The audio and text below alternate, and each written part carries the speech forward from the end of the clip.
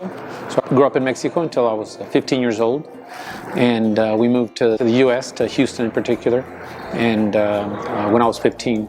After college, I moved to Tampa, Florida, and there in Florida, I met my wife of 23 years. And what should have been a honeymoon phase actually turned out to be a pretty difficult first couple of years that my wife and I had. So we struggled with infertility. It was a pretty difficult situation. Our situation at home wasn't improving, and it was affecting my job as well. So that was a pretty dark 10 years of my wife Yvonne and I's relationship. But fortunately, that was not the end of the story.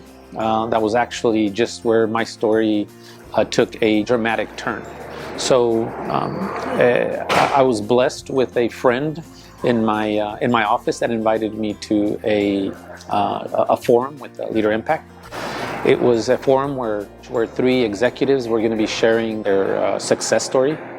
I really didn't know what that encompassed, so I decided to go. That was a pretty much a turning point for my life, because in that meeting, in that lunch, these 3 executives were sharing how they had learned to integrate their personal, professional, and their spiritual life. That was something that I'd never heard before, and that was very intriguing. And they basically shared how their life was bright, their life was happy, they had hope, they had their family was thriving, their jobs were thriving, their careers, their businesses, and then they talked about a spiritual journey. This was something that I had really never heard before.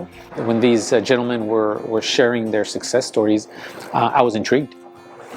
So during that meeting, they invited anybody that was interested to learn more to select a follow-up opportunity, and that was so me being an engineer, I figured my next step was to do that.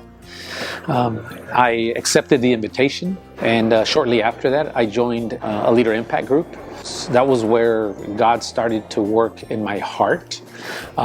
Before that, my way of doing things was very analytical, very, you could say, heartless. It was mostly taking care of business and not really being very empathetic. And at this point, when these guys were pouring into me, they were interested in my journey, and they were really invested, and that was something that I had never seen before. And of course, throughout my time with them, we started to develop connections, and so they mentored me throughout that process.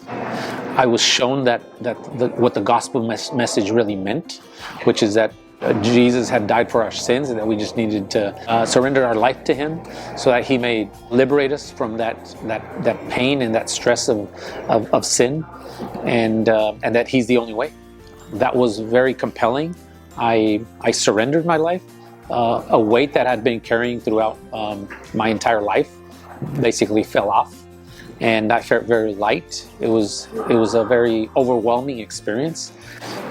So yeah, that became my new life. I was transformed from the inside out. The new me was wanting to tell basically everybody about it. And of course, the first person that I invited into the fellowship was my wife. So I went home.